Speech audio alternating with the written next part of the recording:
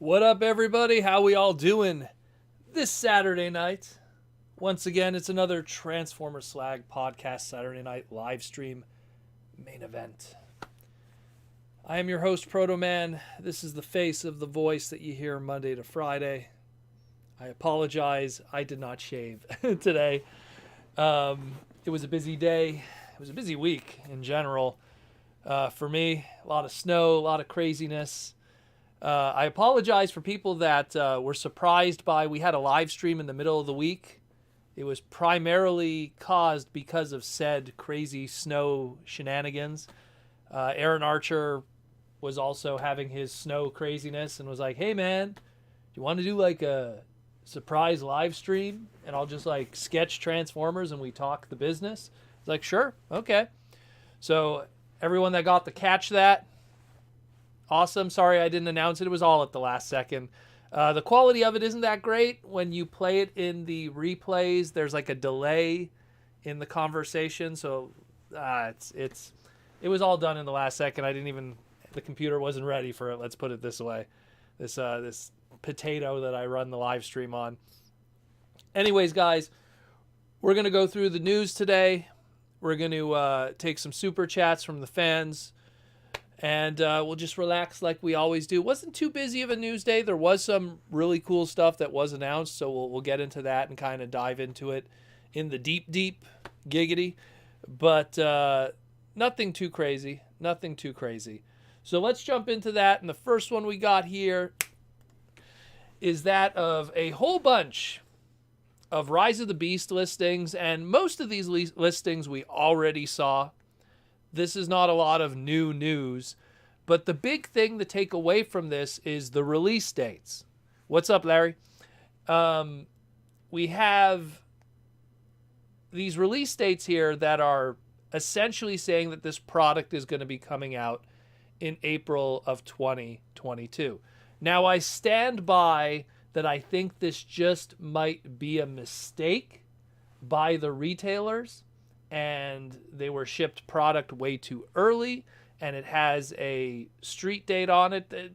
For people that aren't aware, sometimes retailers get sent product by the distributors, of certain brands, and it literally comes on a pallet, and that pallet of cases of toys is wrapped in saran wrap and has a big piece of paper on it that says "Do not open till," and it has a street date usually on it, and we've had stuff in the past where certain Hasbro product accidentally ships out early and then it ends out there early. And then, of course, your average Target goes, oh, we have empty pegs. We got to put something on there. Well, it says we shouldn't open it till a certain street day. And they go, it's better to put it out than have nothing on the pegs.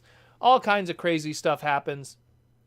But at the end of the day, what I'm taking away from this is, man, to get all this product out there right now a year in advance of the movie is kind of a bold move by Hasbro. They've done this before. They did it with the G.I. Joe Retaliation movie, where all the toys for that movie, that was the one that was with The Rock, the sequel, all that product came out a year before the movie came out. And that did not help the toy sales at all. By the time the movie had come out, 90% of those toys were already in the bargain bin and in clearance places and in big lots and, everything of that walk. So I don't know what the plan is. I hope that this is a mistake and that this comes out in a timely manner. I understand that people are hungry for new Transformer product, but hey, April 1st or late, March, we're going to be getting all our legacy stuff. That's going to be hitting. So that'll be pretty cool stuff. And not to mention, by April, we'll probably also have a pretty good idea of what other Transformer product we'll be getting, because Toy Fair, which did get canceled for New York, is going to then lead to Hasbro doing some kind of live online event in the pretty much the wake of Toy Fair not happening. So we'll get something. We'll learn something. We'll get something, and we'll find out. We'll find out what's happening for the future, but we do know we'll be getting Legacy April, and supposedly this mainline Rise of the Beast stuff, which, again, if you look at everything that's listed here with its price points, it's primarily the gimmicky kind of stuff that just picture what the Bumblebee movie line was compared to, let's say, Studio Series. A lot of gimmicky stuff, a lot of bells and whistles. Most of it you guys probably won't pick up. Chances are if you do pick up a character, it's probably going to be something that's going to be unique to a main line. That's something the Studio Series would not do. So like the Bumblebee line had stuff like a Bumblebee movie Barricade, a Bumblebee movie Hot Rod, those unique kind of designs that only existed in that toy line. Chances are that'll be the only reason that we'll dip into this. Or if there's something that's a cute little gimmick, who knows? Who knows? We'll definitely learn more as time comes. But that is that. Next up, let's talk about some very interesting news in relation to another movie, a untitled Transformers animation planned by Paramount that will be coming out July 19th, 2024. Now, this list comes courtesy of many different sources, most of them Hollywood reporters for different kinds of Hollywood movie stuff. So we're talking Bleeding Cool News, we're talking Rotten Tomato, we're talking Fandango, we're talking all these different avenues. And they have this list here of a whole bunch of Paramount stuff. Mission Impossible, a Ninja Turtles animated movie, Mission Impossible again. Man, they're just Mission Impossibling them up, but they make money, those movies. And then untitled Transformers animation, some kind of animated movie. Now, we knew that we were going to get some kind of animated movie because Tom DeSanto, one of the executive producers of the Transformer movies in the past, mentioned that an animated movie was on the plate. And then Brian Goldner, when he was still with us, also made a light mention of that. So now we have a release date, July 19th, 2024. So there is a confidence to have that movie out in time for 2 years from now. The reason why on the right side here we have Skydance is also, just as of this morning, Skydance, which was a co-producer and co-financer of some of the previous Hasbro properties and one of the Transformer movies, and actually is the co-producer and co-financer for Rise of the Beast coming up, has recently separated their relationship with Paramount Pictures. They had some really bad turnouts in their last two movies, that being the Snake Eyes movie. That was a huge bomb, along with the Chris Pratt movie, The Tomorrow War, also was a huge bomb. They lost hundreds of millions of dollars, and these guys were co-financers and co-producers for a lot of Paramount movies and Hasbro-related Paramount movies. And they're out. They're done. So after Rise of the Beasts, we don't know who will be the co-producer and co-financer for future Transformer projects, including probably this animated movie that we got here. So we'll find out what's going to be happening with that, although we don't have deep information. This was just stuff that just recently broke in the news this morning. Hopefully we'll learn more about that, because those guys were, big money to produce these movies and stuff. So we shall see what goes down with that. But I just wanted to bring that up too, because that's a little bit of the inside baseball of how these movies are made. And when you lose one of your co-financers and co-producers because of some real stinkers that we got recently, I haven't seen The Tomorrow War. I don't know how bad it is, but it did very bad in the numbers. So, pretty brutal. Let's get into the new stuff, shall we? So we had a Transformer Tuesday, and we had a beautiful Transformer Tuesday that gave us some new core class figures. So we're going to jump into them, explain what's going on here, the history, and then some. So the first one we got here is core class Iguanus. Now, for people who aren't familiar with the character, he is a 1988 Pretender shell from back in the day. That's the bottom middle image over there. When we saw this trademark, a lot of people were assuming it was either going to be that Pretender shell character or based on his Beast Wars incarnation. I know a lot of people were unhappy that it wasn't the Beast Wars incarnation, but let's be real. Both of them had just as much, I guess we could call it fame with the fandom. But in the case of Iguanus, at least, he's been in some comic books and stuff like that, where Iguanus, well, his Japanese counterpart, Crazy Bolt, had at least some kind of appearances. His American counterpart was very, very, very limited. Not to mention we knew it was going to be Iguanus just because of the art on the bottom right there. That was part of the Transformers Legacy production art and stuff like that that was shown to us by Hasbro many months ago. So when I saw that purple face, I knew right away it was the Lizard King himself, the Pretender Shell, Iguanus. And again, it doesn't surprise me the choice of alt modes that they did here. They went the bludgeon route, making the robot mode based off of the Pretender Shell and making the alt mode based off of the alt mode of the inner robot, and kind of ignoring the inside smaller inner robot that existed, much like they did with Bludgeon, and now is the case here with Iguanus. Maybe we'll see this in the future with some others. I also kind of got some nice high-res versions of the art here. It looks fantastic. I'm excited about it. I always have a soft spot for Pretender Shells. I love Master Force, so bring it on. It looks great. The only question is really, who are they going to repaint, retool this into afterwards? And I saw some really good comments when I kind of proposed that question during my individual segment, and one that really made me go, you got a good point, was more army building of Junkion members. Could be a Junkion member, could be a Junkion motorcycle. And I was like, yeah, I could see that if you extensively retool this and you retool out the lizard aspects and the monster aspects of Iguanus out of this, you could pretty much get a pretty good Junkion out of it. And when you have like these little pieces and parts and gimmicks and stuff like that, you could pull off something really cool. I dig it. I dig it. I like it a lot. I'm really curious to see what's going to be the future with this, but he's definitely going to be something that's going to be on my radar to be on the old toy shelf. Michael Koo says, if it's done the old way, sorry, Michael, I'll try to catch some of your YouTube membership posts here. If it's done the old way, the new TF animated movie will kick off with another toy line and TV series. That would be fantastic. I think more so probably, I think that it'll probably just be its own separate entity. I mean, that would be the smarter thing to do, to use it to kind of kick off something. But at the same time, you know, it's hard to say. I mean, we do have audiences that watch Avengers and Marvel movies and then watch Netflix series. So it could be one way to go about it. But I also feel it might be more of a standalone thing, much like, let's say, Spider-Verse, where it kind of isn't something that then spawned, let's say, its own TV series and stuff like that on the side. Although, you know, Peter Porker, a.k.a. Spider-Ham, is long overdue for his own TV series. Either way,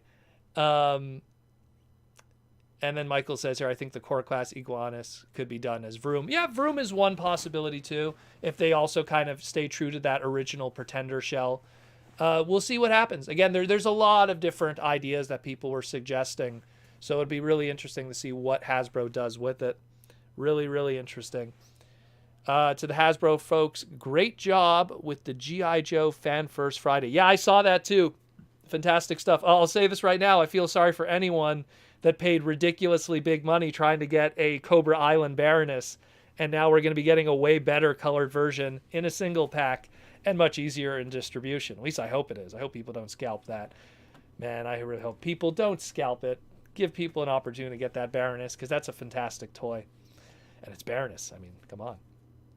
So anyways, going back to what I was saying, core class Iguanus, pretty hype stuff, really excited. And he has that little accessory, which we're going to get into in the second part of the segment. Let's talk about Skywarp. So, the Seeker Jet himself, the good news is that Skywarp is going to be a Wave 1, easy to accessibly get figure. And the reason why I say the good news is because Skywarp historically, in the past, let's say, 20 years, starting really, like, I think it started with Armada, was, you know, let me actually, hold on a second. Let me turn my head here. I'm not going to say Machine Wars, because that was KB Toys, but you could still get it. It was on clearance. But it started with Armada, where Skywarp repaints started to become the more difficult versions, you know. Yeah, there's some exceptions to the rule. There's, like, you know, Universe 1.0 and little things here like maybe the Cybertron version. But in general, Skywarp repaints were usually the store exclusives, the con exclusives, the late wave releases. They were always the more difficult one. The Armada one was a late wave release. Actually, the Cybertron one was a late wave release too. It was a deluxe, but I don't think a lot of people were killing themselves trying to get it. Even some of the titanium versions, of course, with it's this boy right here, the classics version. That one was also a mess to kind of get for a lot of people. People were paying insane money for that thing. So he was always a difficult figure to complete your trio. Now, the good news is he's going to be a Wave 1 figure. And I've said this in the past, when something is Wave 1, the stores double down on stock and it becomes ridiculously easy to pick up. Combined with the fact that we saw already with the Core Class with Kingdom, Core Class is not exactly the most popular. It still sells, but it's probably, if you're going to see something lingering on a shelf, it's going to be your Core Class. So good luck to all you Skywarp fans. You will be able to get them. What's the bad news? Well, as you can see with my choice of putting the Starscream Core Class there that he is repainted from, it seems that sacrifices were made. Now, I have a theory here. Hasbro talked about last year how they were going to be increasing the MSRP going into 2022. So the mass sale retail price for Core Class was going to go up. Now, the question probably is the price is going to go up, meaning it was going to be more expensive for the product. But do they want to then take that more expensive product and increase plastic capacity or reduce it? So chances are, and I find it bizarre because probably on the sprue of this mold is two little Nullrays that are being thrown out in the factory. I hope not. Because that's something, when you think about how these toys are manufactured, I mean, the mold would probably still have the sprues. I think what probably happened here, judging by the gang molding of how this little tuning fork weapon, which I'm going to get into in a moment, but I really, really think that this something from a factory standpoint was retooled, in its mold at least. Joseph Ritter with the super chat for $5. Is Skywarp's cockpit yellow or orange? Just asking for a friend. It's yellow in this case. It's yellow in the animation model. It's orange in some other cases. Heck, let's put this to the light right here. Kind of an orangey yellow. I would say yellow. If I had to if I had to make an animation model, I would say yellow. But it's something that I think that this probably from a factory standpoint and a mold standpoint was probably retooled, because I can't imagine Hasbro taking the Starscream mold, putting it through the gang molding and the factories and everything, and then throwing out the black pieces of the Nullrays that would be coming off the assembly line, just so it doesn't have to have Nullrays and have a tuning fork instead. I think this was remolded from right down to the core, and they just put this accessory instead because that's part of the new gimmick, this little tuning fork accessory. Combined with the new MSRP, there's a lot of interesting discussions to be said here. Tom Laney says, didn't the movie Skywarp repaint from Starscream was a Walmart exclusive? Yes, it was. It came in a fancy box too, along with Ramjet. Ramjet also had a separate store exclusive, and they both came with lenticular trading cards, if anyone remembers that, Tom. I have those over there. They're the very first one, the first mold. It's always was difficult. Skywarp always, not all of them. I mean, there's, there's a legend scale that was pretty easy with generations. There's a few, but in general, he was always the most difficult of the trio. Starscream was always the easiest. Thundercracker got his fair shakes, and then Skywarp was always the difficult one out of all of them to do. But yeah, so here's the tuning fork accessory and everything like that. And here's the story with the tuning fork and with the weapon that comes with Iguanus over here. So let's talk about the gimmicks.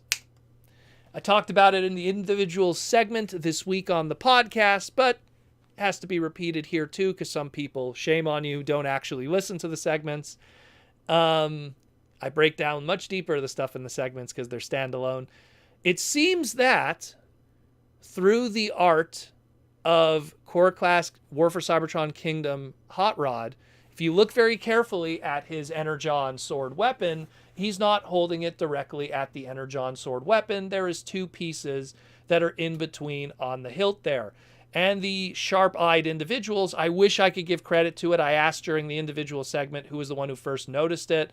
No one really had that information proper. It was just other people reporting the same things in a circle. So, but it looks like Marcelo, who did the art for this, snuck in the two little pieces. And we got the tuning fork from Skywarp, and we got the little blaster weapon from Iguanas, and we have a combining weapon gimmick going on here. Pretty cool stuff. Now, this isn't the first time Transformers has done stuff like this. This goes all the way back to our combiners. Our old combiner teams used to have combining weapons that can make a big weapon. And then, of course, let's not forget the Superlink Energon line that had that gimmick too. There's tons of examples of combining weapons and stuff like that. Heck, even Action Masters had an idea of this piece and that piece go together, combine to make a weapon. It's part of Transformers lineage and lore to have combining weapons. But it is pretty cool that we have this, and it's going to be a part of the gimmick, judging by all the other Energon weapons that we have here on the top right. That I've isolated all that we know of thus far, and I know, yeah, okay, Blaster's cassette is considered an accessory and/or Energon weapon, and that's why it was done with clear. But we will see what happens with it. It's pretty cool that they're at least kind of giving us an idea of how this is going to work. Hopefully, Mark and Evan in a future Fan First Friday or Transformer Tuesday or some kind of stream really go deep into explaining the whole gimmick and stuff like that, where we have the pure blue Energon weapons and the corrupted dark Energon in purple used with the Decepticon characters. We'll learn more about that. But we'll see. We will see. Alice Traps here's maybe the Skywarp Nullrays are going to be an accessory pack kind of thing like the Centurion droid. That's possible. They could be potentially doing that, but in the past with the Centurion drone, and in the case of what was the name of I think it was Tricranicus, something like that. Those guys their accessory packs were molded with them in the factory at the same time. So it'd be very weird for Hasbro to be, I guess, through their third-party plastics factories in Vietnam, molding the Skywarps and then telling them to hoard on the side the Nullrays for future product. That'd be the first time I've ever heard of that. Let's put it this way. So it's something usually, like in the case of the Centurion drone, that was all done in a very specific off-white kind of plastic. And no surprise, 90% of the accessories that were included in that package also was the same off-white plastic, because it all came off the same mold and assembly line at the same time. So they would be very different if they did do something like that. Tricranicus, thank you, Trevor. Something like that. I remember it's the wacky names. But yeah, so it's pretty cool. I mean, we were kind of shown a little bit this idea when we were shown Laser Optimus Prime, aka Laser Rod Optimus Prime. You know, he had his two little weapons, and then they showed, oh, hey, and these Energon weapons, they could combine to make a larger sword. So we were kind of shown a little bit that this is going to be a thing within the Legacy line.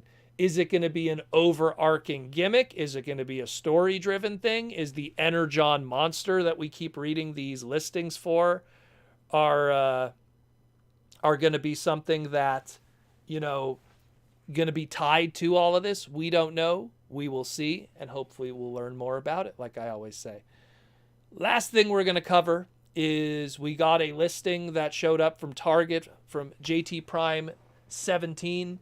It's not big news. It's just, hey, keep an eye out for it. Target has a listing here for a Tra BB one-step Ast, a.k.a. a Transformers Buzzworthy Bumblebee one-step changer assortment. Who knows what it's going to be, but maybe like I'm showing in this image right here, maybe it's a excuse for Hasbro to get a fifth release for that same Sting Shot Bumblebee from Cyberverse. Repack it one more time in Buzzworthy Bumblebee and get a fifth release out of it. I feel sorry for any mint in box collectors who collect variants. I know the Hartmans were people like that, and they dropped that cold turkey when they realized that you're going to drive yourself nuts doing that. But we'll see what happens in the future with this. It's probably going to be, I'm going to imagine, mostly Cyberverse repacks of Bumblebee characters. There's plenty of those to go around. And just to fill out the shelves in a lot of ways. We'll see. We shall see. And that's the news for this week. It was a little light, but still some cool stuff to talk about. Hey, those core classes, that makes the news for the whole week, in my opinion. Again, guys, check out the Toy Armada if you want some extended extra Transformer content from me and Aaron Archer. We talk about the pre-beginnings, the prototype beginnings of Transformers Armada on the Toy Armada, as well as other Hasbro and Kenner brands through the history. This is episode 4 of the series. We hope to have more out later this year, so be sure to check that out, and be sure to comment and subscribe to that channel. We want to hit 1,000 subs. That way we could open it up to streaming and everything. YouTube has this thing where you have to hit 1,000 subs before you could do live streams and everything. So we want to do live streams on that channel too and do some creative stuff.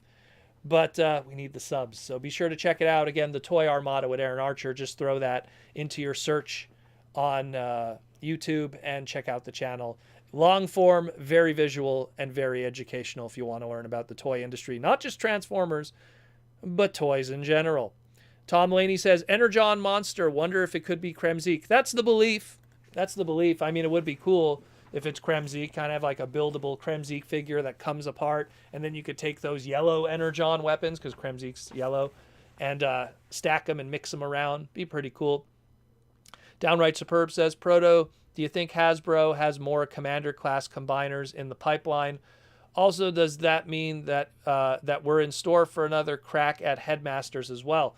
Well, the Headmasters has to just really do with trademarks. Who's going to expire? Considering we just had that Headmaster reissue line, that probably bought them a good 4 years right there for Chrome Dome and Hardhead and all the crew. So I wouldn't bank too much on it, sadly. I'll just say that. As it partakes to Commander class, I'm pretty sure they're going to look at the success of Menasor, and then they'll make that decision based on that, for sure. That's usually the case. If it does well, then they continue. If it doesn't do well, then they go somewhere else. It's always the same old story. But yeah, so again, check out Toy Armada.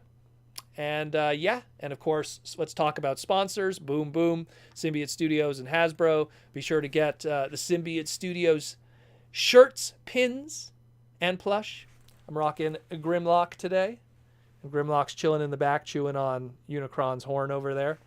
So be sure to check out Symbiote Studios, symbiotestudios.com. It's in the description below, and it'll be in the pinned comment. Get your beautiful Unicron plush and all the craziness there, along with the pins, the nice metal pins, which are really cool. I'm gonna rock in when the convention season happens again. I go back to cons. Gonna be rocking these like crazy. Love it, love it, love it. And of course, their new Soundwave version 2 is out, so be sure to check that out. Bumblebee is back in stock, so you can get all that goodness too for people that have been wanting to pick up Bumblebee. That's sold out like hotcakes, because that bee is a really good looking one too. Oh, you can barely see him. Grimlock's covering him, but pretty cool stuff. And the new Soundwave with the new visor gimmick, and of course, still more to come. Still more to come. Wave 4 for 2022. We got a whole bunch of new plush to come. You know we're going to announce it here first. We'll have the photos. We'll have the images.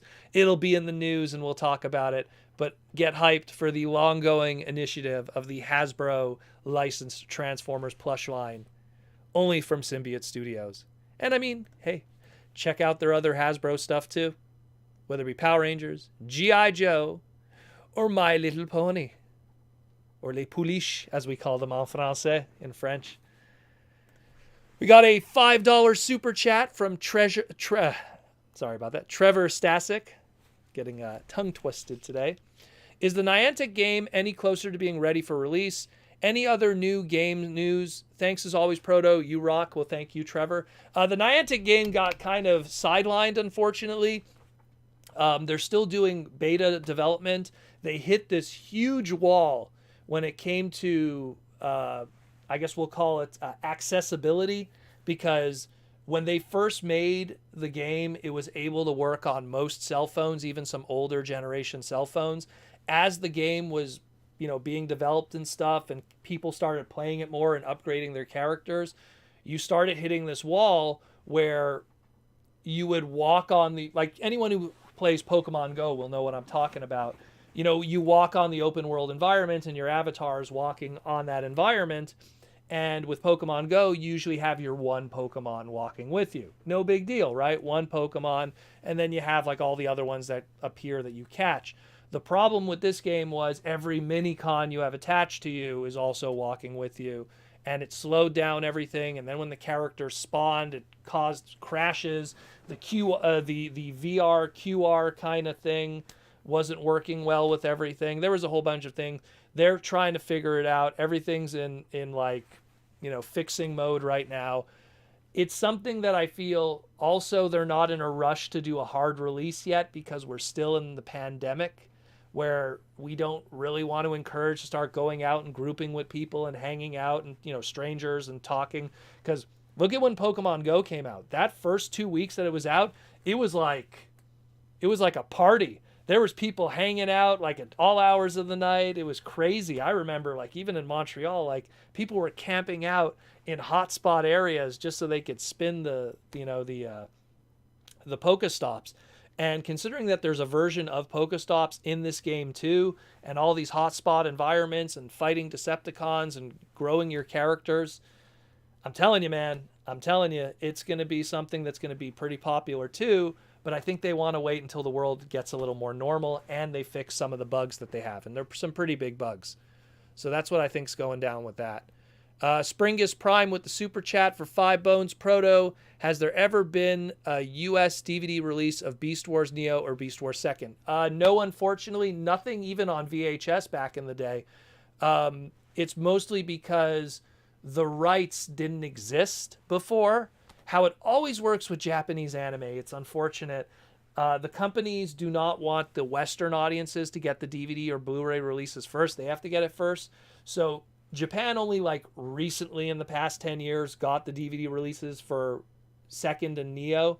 So then, of course, they were officially translated by the fans. And that usually when official translations happen, that kind of hurts the incentive for official releases to happen. I'm pretty sure Right Stuff, or what's the other good DVD company that did Machine Robo recently. I'm pretty sure there's some guys that maybe in like 5 years they might want to do it if they could get the rights on the cheap. But it's tough. It's tough to do that. Japan's very strict when they do that kind of stuff. It's got to be like a dead anime that they know they can't make any money from. Like Angel Cop or something, like some of the really like old dead anime that no one, that like someone could upload on YouTube in full and it's not going to get copyright striked because no one cares. Like it has to be one of those cases. And Beast Wars Neo and Beast Wars 2nd, there's still some money to be made, unfortunately. And I'm pretty sure, let's say the Beast movie does well, the Rise of the Beast movie. Well, there's an incentive for Hasbro to go, hey, let's put some product out. Let's re-release the Beast Wars movies on Blu-ray, 1080p, 4K, even though it's probably didn't even exist in that in HD, and then do the Japanese stuff. Who knows? Maybe some, Viz manga. They might, put the Beast Wars mangas and stuff. Who knows? We'll see what happens. It all depends on the success. Look, we got more Bumblebee because of the success of Bumblebee stuff from the movies. So if you want more Beasts, make sure that movie does well. Downright Superb Proto, what do you think of Transformers versus Star Trek comic crossover? I didn't read it, but I watched the Linkara review. I read it. It's okay. The thing is that I'm not like a huge Star Trek fan. I watch it very casually, like very, very casually. I think the most I've ever sat down and watched anything Star Trek was Next Generation because it was just on TV when I was a kid and it was just something to watch when there was, nothing else on. Like I remember as a kid, it would be like 10 o'clock at night, and you just have nothing to watch on TV and you'd be flipping through the channels and like, oh, Star Trek. Okay. It's better than, all the other boring stuff at 10 a.m. You have to understand in Canada, we didn't have like Nickelodeon or a Cartoon Network back then. Now we do, but a different world back then. So I thought it was okay. It's the only thing that they should have probably did some crossover where they could sell some toys too, because Hasbro has the Star Trek Master Toy license currently. So they could have done at least like an Enterprise Transformer, and I'm sure that would have sold well. I'm sure people would have bought it, I would have even been interested. It'd be kind of cool to see what they do. You know, like look at the way the Enterprise is. Like those back thrusters, those could easily be legs. That saucer front part could easily be used for the bulk of the transformation. It writes itself. And of course, there was a transformation in the comic book. But I'm saying, like, even if they wanted to engineer their own standalone toy. Michael Koo says Symbiote Studios, Starscream, Grimlock, Optimus Prime, and Unicron are sold out. Can only order the new Soundwave. Wow, that was quick. Okay. I guess everything's selling out again. That's why I always tell people when that stuff's on the website, get it right away. The Transformer plush community is insane. Like, you people, like even TFCon did not realize how hardcore they were. We had the charity auction. The past few TFCons, they didn't run the charity auction because Mr. over here wasn't present. As well as other things too. It wasn't just hinging on me, but I was a large part of that charity auction, how it functioned. And we used to do in the charity auction, get into the deal room 30 minutes ahead in advance. And that was always the best selling thing because all the plush people were fighting to get into the deal room early so they could buy their plush before everyone else, before it sells out. And the plush community is crazy. So when this was invented, official Transformer plush, no surprise it was selling out like crazy. So Starscream, Grimlock, Prime, and Unicron are sold out. That sucks that Unicron is sold out because that's the con exclusive, and that was a big boy, that one. So that sucks that the Unicron sold out. So, but new Soundwave is out at least, so you guys can pick up the old Soundwave with his shoulder blaster. So at least there's something. Alice Trapped says, what do you think of custom repaints? Well, I think they're extremely talented. Those people, Cheetahmus is one of them. Grimlockamus is another. It's funny, they both have similar names. Two that I could think of. There's a lot of other people that do incredible custom repaints. I personally don't do it because I just like my figures how they are. When I'm doing painting and custom stuff, it's more with Gundam, Gunpla stuff. That's when I usually get my hands dirty. I've been gifted a lot of customs. I wish I could bring them over here. There are a lot of times people have gifted me customs of Transformer stuff, like hot rod ones or ones like with my racing suit in real life. Ultra Primal made a really nice one for me for my birthday that he gave me at TFCon. But you know, I think they're very cool. I think they're awesome. I think it's awesome what the talented people do. And sometimes it's inspiration for the official stuff also. You know, sometimes it's also inspiration. So it makes the companies go, that's a good idea. Maybe we'll do that. And there's been plenty of customs. Let me tell you some custom repaints that have been done officially. Probably the best example that I could think of was many years ago, someone did a custom of RC, Generations RC, into Chun-Li from Street Fighter. And I was like, oh my God, that's so amazing. They should totally do that. But it'll probably never, and it happened.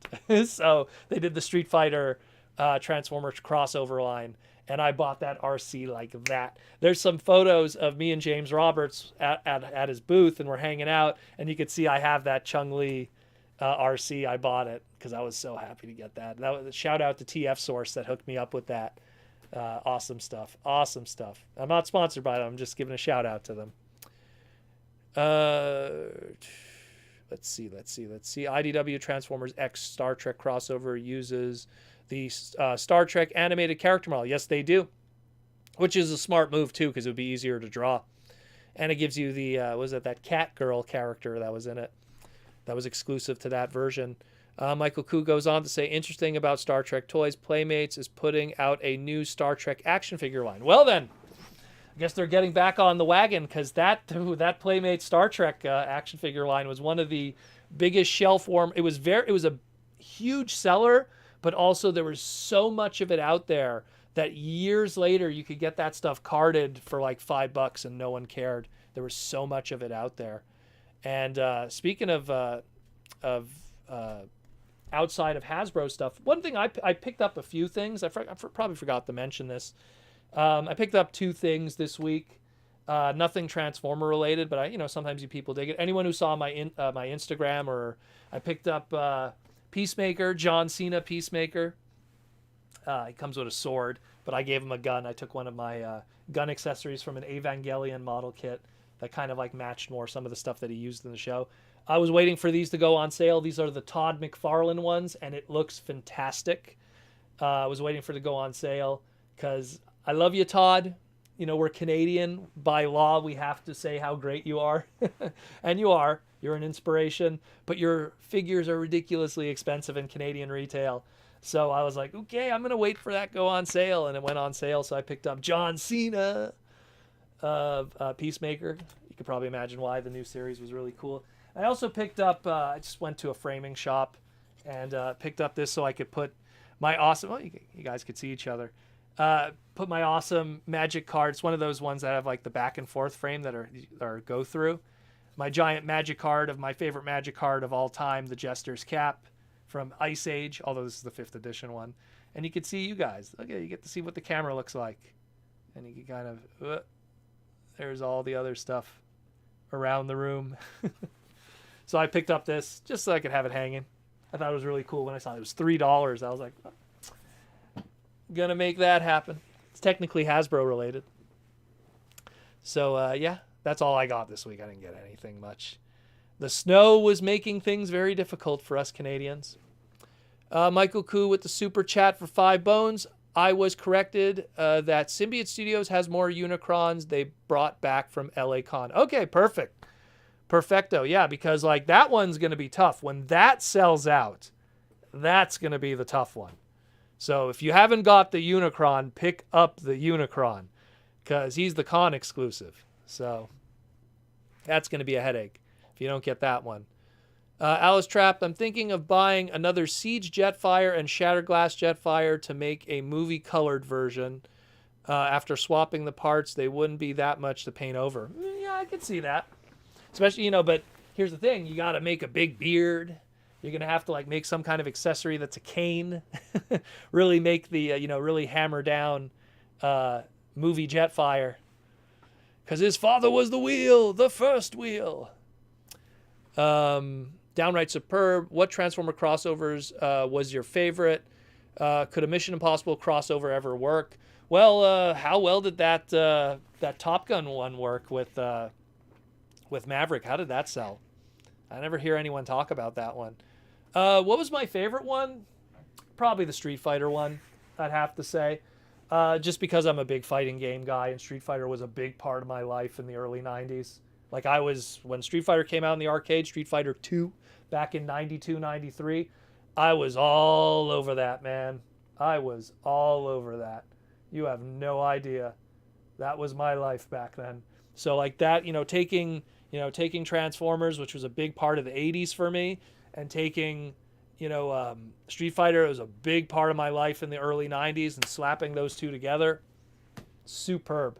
All you need to do is do a Mega Man crossover, and like here, just to give you guys, because I don't want to turn the camera, but you see here the reflection. If you turn it a little bit to here, it's Mega Man. There's Mega Man there. My little Mega Man stuff. Actually, probably could see it better if I do it there. Yeah, it's the top of my tower. Got some Mega Man stuff there. Anyways, I love my Mega Man stuff. That's where the Proto Man name comes from. So, but I'd have to go with the Street Fighter one. It was short-lived, but it wasn't meant to be a long, ongoing thing. It was supposed to be just to kind of celebrate. They both celebrate the same anniversary, so they kind of wanted to do that. Same anniversaries that Transformers and both Street Fighter have, so they wanted to kind of celebrate it together. I mean, if I would have continued that line, take Long Arm Prime, and you could do Dalsim. Long Arm Prime even has the dot on his forehead. Like, no joke. I'm not even trying to be silly. Like, he has the dot on his forehead. He has the extending arms. You could do Dalsim from Long Arm Prime. Take Transformers Prime Breakdown that kind of has like the mohawk and the big body, and you could do Zangief. Like, it would have been so easy. So easy. Take Transformers Robots in Disguise 2015 Sideswipe with the crazy hair, make that Guile. It would have been so easy to do. They would have had tons of molds. They could have continued forever. But maybe I was the only one buying them. I don't know. I love that line. I love it. I love it. I love it. Good stuff. Let's see. Horned Owl, that one That's one of those 6x9 Magic cards. I have the Jester's Cap as well, and a bunch of others. I'm trying to track down the Black Lotus of that one. I have a few of them. I have the Island from the Arena exclusive, not Magic Arena. I have a whole bunch of them. But Jester's Cap was on. They were all magazine exclusives through Duelist Magazine, Scry Magazine, and Inquest. So that's usually how you got these. Not for play, of course.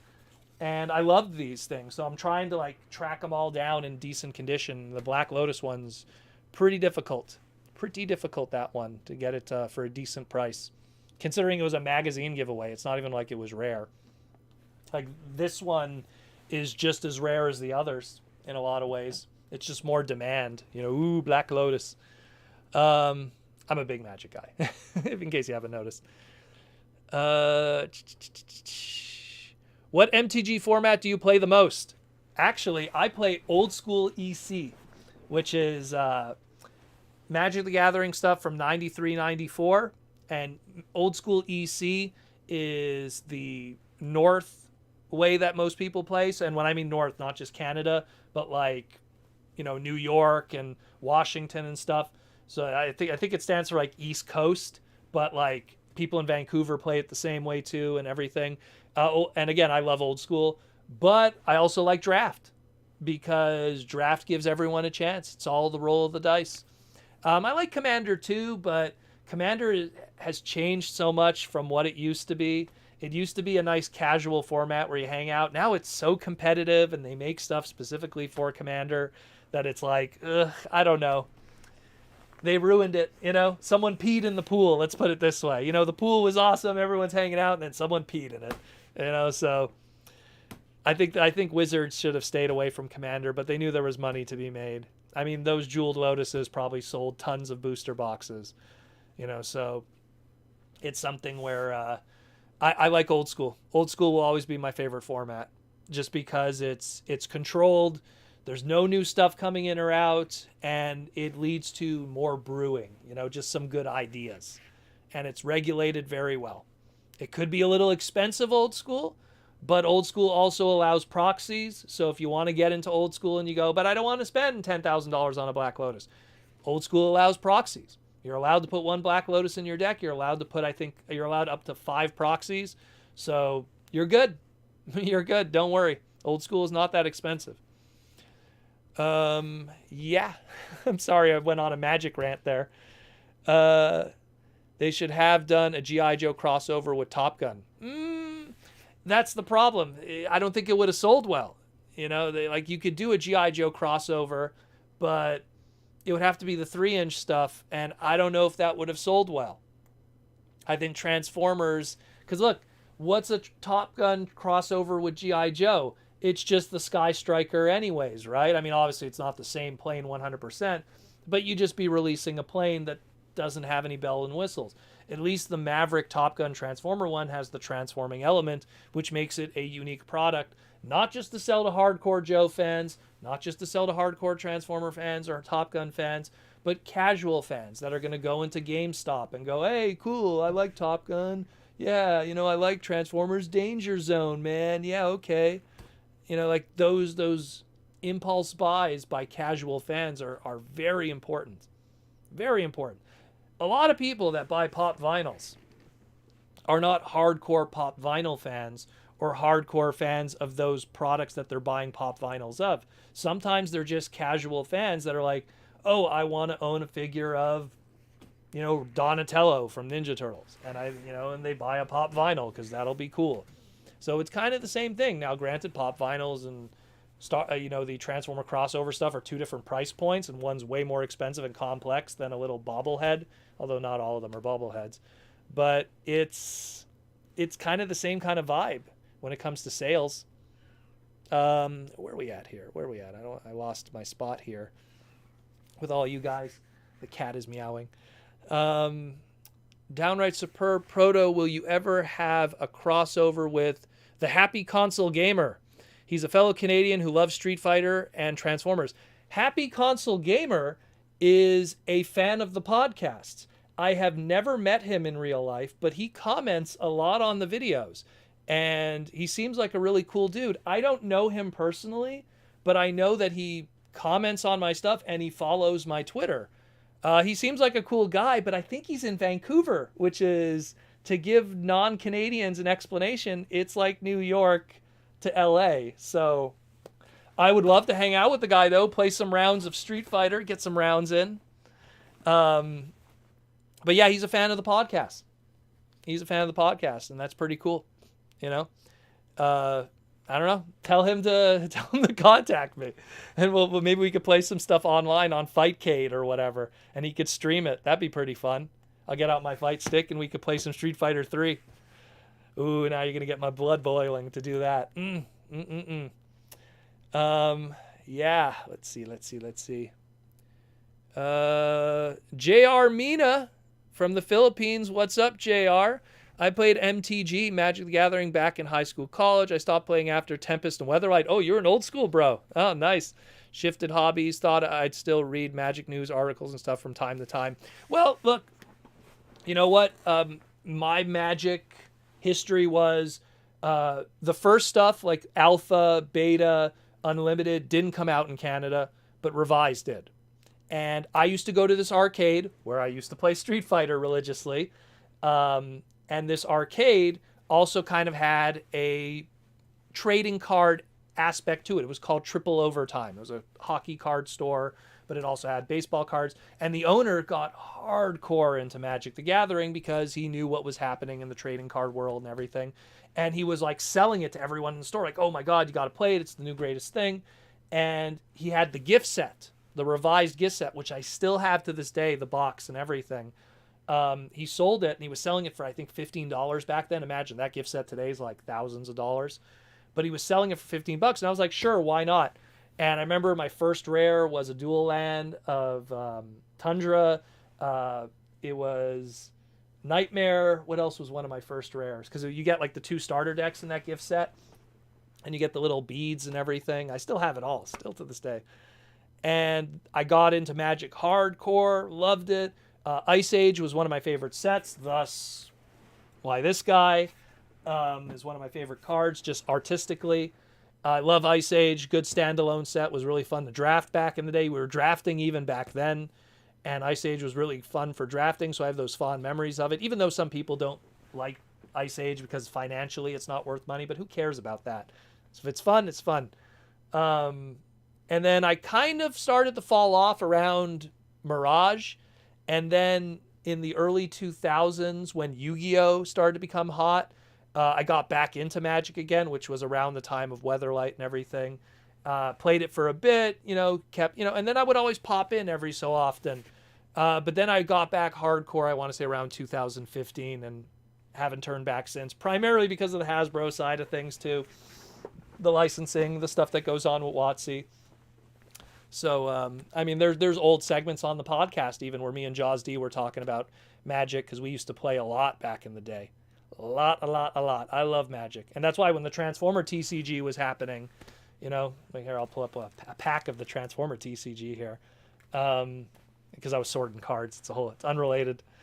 When the Transformer TCG was happening, I was lucky to have a very good relationship with the brand manager of that, Drew, and used to send me preview cards, sent me booster boxes and everything like that. And then, of course, the pandemic happened and ruined that lovely relationship.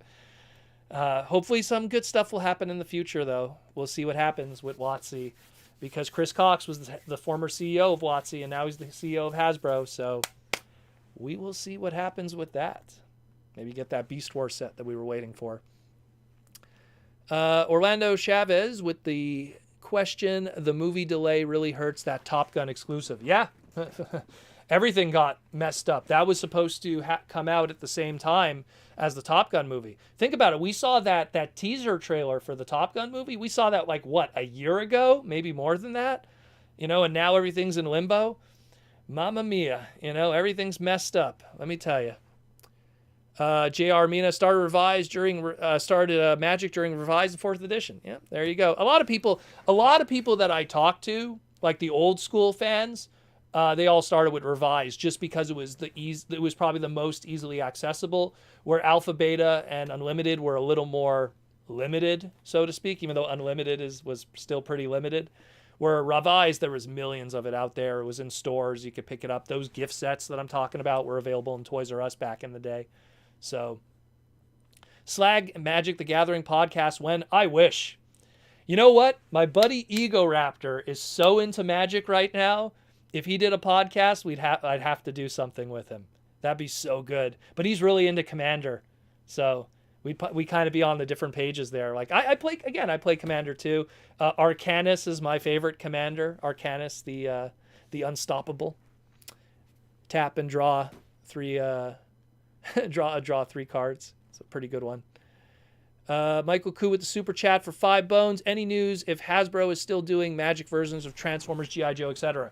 Nothing yet. The last crossover that they did with internal Hasbro brands was they did a My Little Pony set with Secret Lair. No, not Secret Lair. It was a San Diego Comic-Con exclusive. And that was it. Prior to that, obviously, I have it up there. The Grimlock one that they did at HasCon and stuff. I bought that in a heartbeat. I know Larry, who's in the chat, also did. We both went to HasCon together, along with Ultra Primal and Julian, which is Pulse Dragon. We all went together, got into a Honda Civic, drove down to HasCon, and had a good old time. And but yeah, there is no plans to do anything with Hasbro brands right now. The only thing that kind of like they're gonna be doing a Dungeons and Dragons crossover again at some point. We don't know when that's gonna happen. There's gonna be a Warhammer 40K crossover, Street Fighter crossover, which I'm kind of excited about that one. What else are they gonna do crossovers? It's all this Universes Beyond thing that they're gonna be doing. Magic cards based on other properties, pretty much. I wouldn't be surprised if we see more Transformer stuff. It prints money. It does well. So, and the whole flip card aspect with Magic, it just works perfect for the transformation aspect. Look, we just had all this werewolf stuff with Crimson Vow and everything, with all this flip card kind of stuff with Magic. You could apply that to Transformers completely. You know what I mean? Let me grab some of them here. Like yeah, transforming stuff. Here's Fix It. And then transform, so it's something that easily could be done. Again, they need to bring back. Look, the only reason why the old TCG even died was because of the pandemic. If we didn't have the big V, we'd still be talking about the TCG to this day. And we'd have our Beast Wars sets and everything, and the Energon opener at San Diego Comic-Con and the competitions and everything. We'd still be having a amazing time. Downright Superb wants to know, Proto, have you checked out the Cobra Kai TV show? Yes, I have. When you're named Daniel's son. It's funny, I trained in judo for many years, and I had my own Mr. Miyagi, who unfortunately is not with us anymore. He passed away. Akio-san, who was my teacher, and he used to call me Daniel-san, and I used to get a kick out of that. And he was Japanese, too. I used to train a lot of judo in college. Loved it. It was the best way to stay in shape. Because judo is it's a lot of cardio and just because it's all throwing and staying close. So it's all about making your body strong. So I loved it. What do you think? I think it's a really good series. It's definitely something for Ralph, the actor, to do. Ralph Macchio. I think it's really good. I like that they even brought back the Japanese woman from the original Karate Kid too. They even brought her back to make a little appearance and stuff and have that kind of connection, which was pretty cool too. They really went out of the way to do all the fan wank. I dig it a lot. If you haven't watched it, it emphasizes on the legacy, but great new characters also carry the torch. Well, you know what? They tried to do that before. There was the next Karate Kid, which was the 4th Karate Kid movie, which still had Mr. Miyagi in it, and I think it was Hilary Swank was the actress that played it, and they tried to do like a passing on of the torch thing and didn't catch on. Maybe it was just too early for it. Reminds me of Beast Wars, you said. Yeah, it's a good show. It's a really good show. I dig it. I haven't watched all of it, just haven't had the time, but I did catch the good 14, 15 episodes, if not more. I'm not a big binging kind of person. I just don't have the time for it. Like what I usually do is I watch something like 5 or 6 episodes and then I come revisit it in a couple of months. There's a lot of stuff I still need to watch. There's a lot of stuff and I just don't have the time. You know, even look, watching even this, I only watched a bit of it, you know? JR Mina tried to get back into playing MTG, but there's lots of new rules, abilities to relearn. Haha. I have too many hobbies already. Can't afford any new ones. I always say to people, if you want to play Magic and you want to play it on the cheap, play Draft. Draft is the easiest. For people who aren't familiar with Draft, you just show up. You get 3 booster packs. You open them up. You make a deck out of it. You play against people who are on equal footing as you because they're all doing it the same way. And that's the fun. And then you get to keep your cards at the end. You know, and then people usually leave behind their draft cards, so you take their cards too. And usually it only costs like sometimes draft only costs like $25 and you have a really good evening. You know, like I used to love doing draft before the world closed down on my face. You know, draft is my favorite. You know, I'm not a big standard or modern person when it comes to those formats, but I love playing draft in a standard or modern format. Or even with old school, if people have that kind of money. Drafting, you know, Fallen Empires used to be a thing. Have Magic the Gathering incorporated the TF universe so that players can use the Grimlock MTG card? Well, unfortunately, it was the Grimlock card is a silver border, which means technically it can't be integrated. Although, you know, house rules, you could still have fun. You know, make a cool Cadillacs and Dinosaurs deck or something. And yes, it was Grimlock. It was Grimlock. It was a fantastic, beautiful card that came in a nice box, which is all the way up there, unfortunately. Let's see. Alice Trapped. Have you met Danny Dolphin at any of the cons or anything? No, I have not met Danny Dolphin. I pretty much look like the last con that I was at was my own convention that I run, Retro Expo, and that was January 15th. And what was crazy about that was I ran a con in January of 2020. And I was like, man, I must have caught something. Because then, of course, COVID happened and everything went crazy. And I was like, I must have caught something. And I think I did. And I just recovered quickly. But it's just I have not gone to a con since. And there has been cons and I've been invited to them, but I just don't want to go. I want to wait until the world's normal. And then I'll start doing the con scene. I think that if we're going to get out of this, you know, I hate to go on this rant again, but if we're going to get out of this, we need to defeat this. You know what I mean? We really need to defeat this. But I can't wait to go back to the cons when it's right. I'm going to be back. I'm going to be hanging out with all you guys, doing my parts parties like I used to do back in the day, and running my own shows locally here. You know?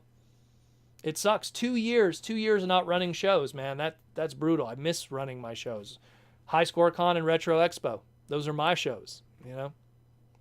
Will there ever be a Futurama? This is Detective Ferret with the $5 super chat. Will there ever be a Futurama X Transformers crossover? Well, who owns the toy rights to Futurama? I believe the Futurama toys, when there was toys, were Playmates, or was that just Simpsons? And then, of course, Mega Bloks did Futurama stuff under their Mega emblem, which would make that Mattel.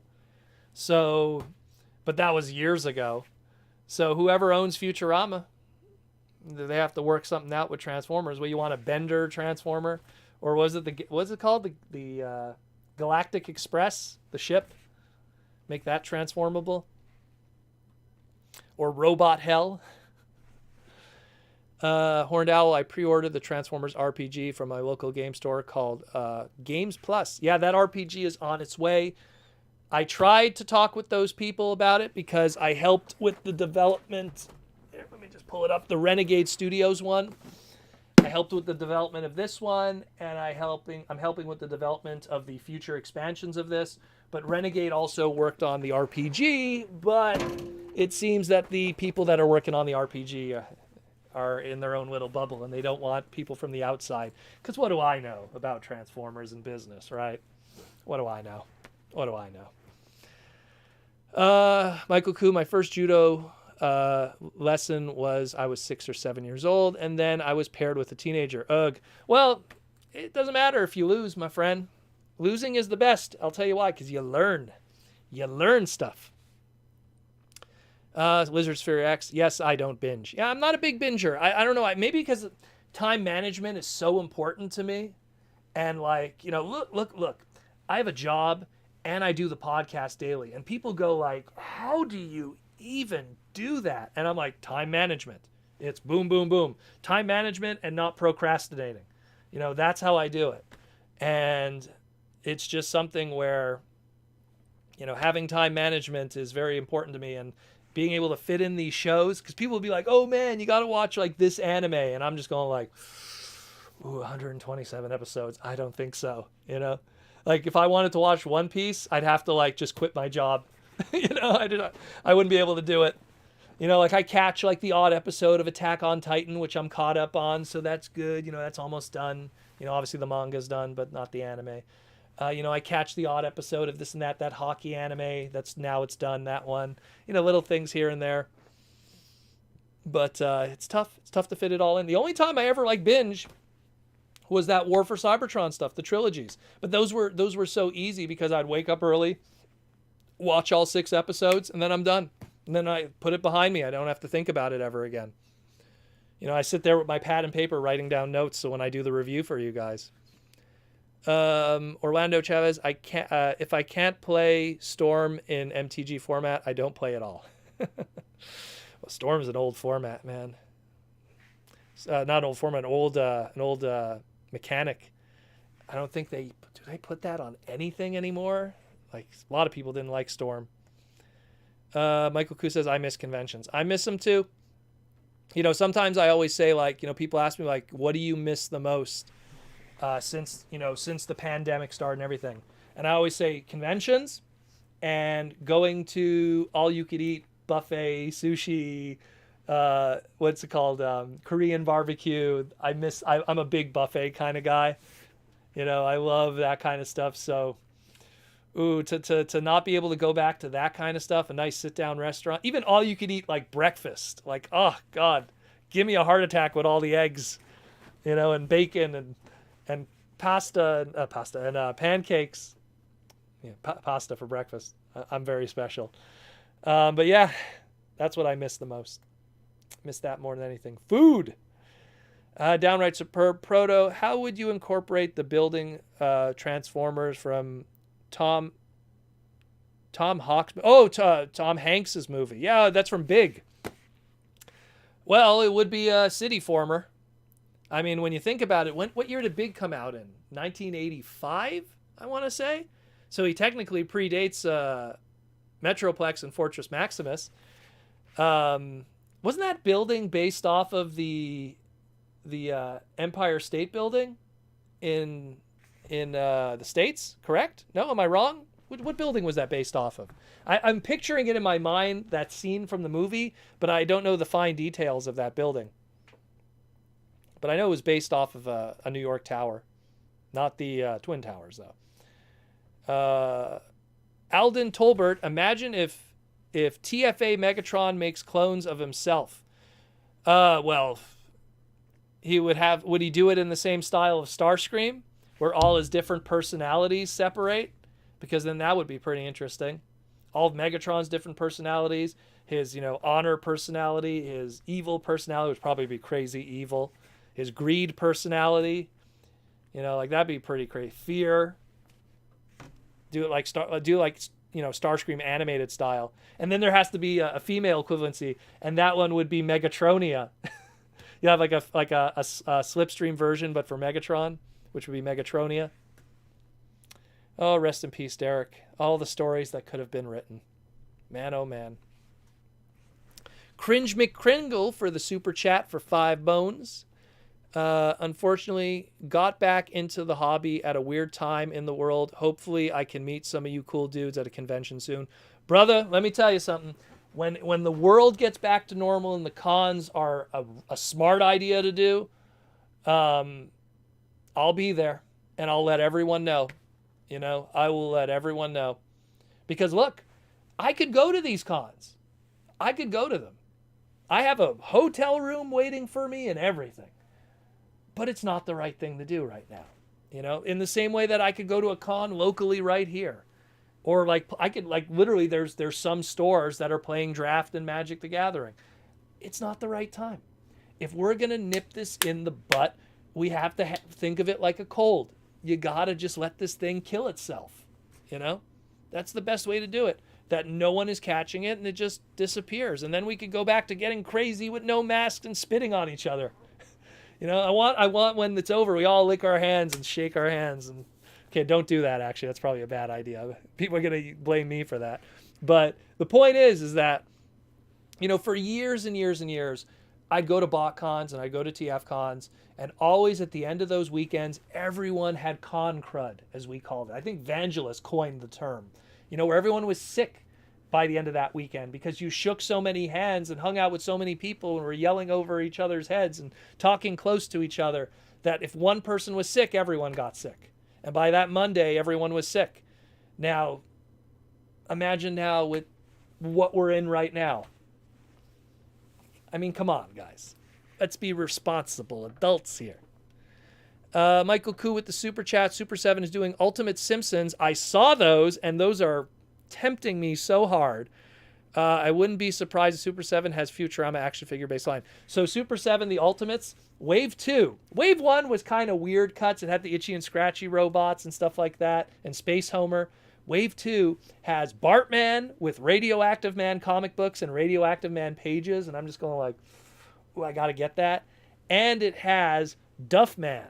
So, I think I'm going to end up dropping money on it. I'm telling you. It's tempting me. I'm going to miss that pre-order and I'm going to feel stupid. But, man. And if they do a Radioactive Man figure or Fallout Boy, oh my God, all my money. I'm buying 2 of them. Oh, Super 7, you guys are killing me. They always make good stuff, Super 7. Always make good stuff. Lizard Sphere X says yes. And J.R. Mina says bacon, sausage, scrambled eggs, and cereal.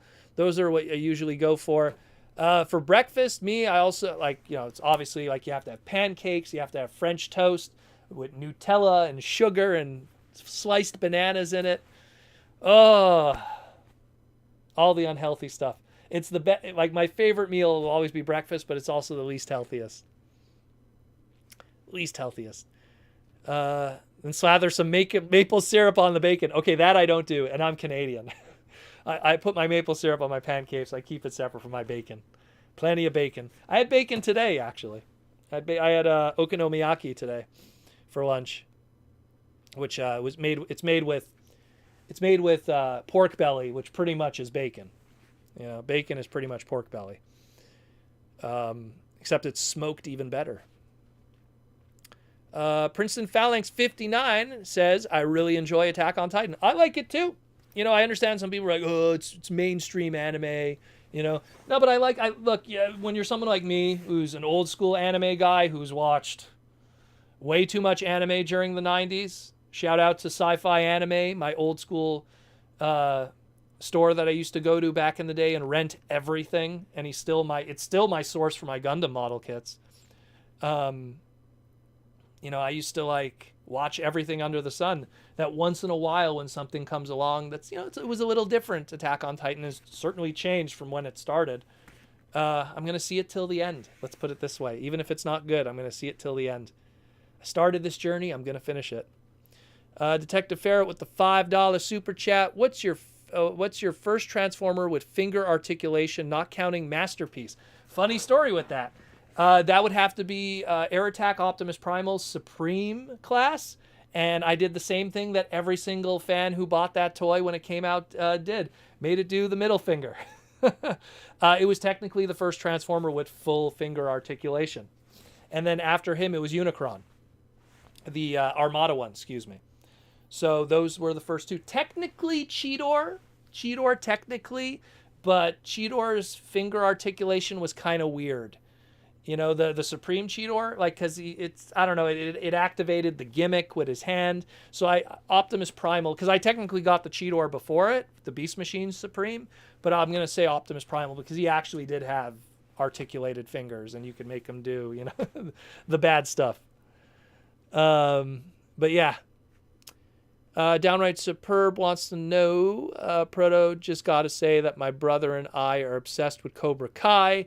The 4th season came out and we watched it in one sitting, but you can at least watch one episode a week they brought back. I usually, when I do watch a show that does have everything at its disposal right away, with the exception of the Transformer stuff, I usually watch it 4 episodes at a time. My logic is like, okay, if they're half an hour each and I watch 4 episodes, it's 2 hours. It's like watching a movie. If they're an hour long each, which they're never an hour, they're usually like 40 minutes or 45 minutes, I'll usually watch 3 episodes. Like it'll be a long movie.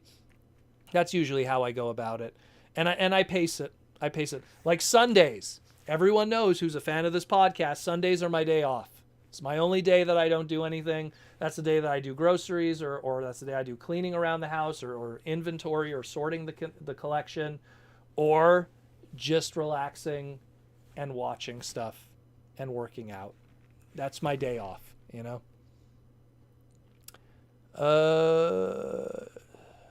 Let's see where we at here. I lost everything.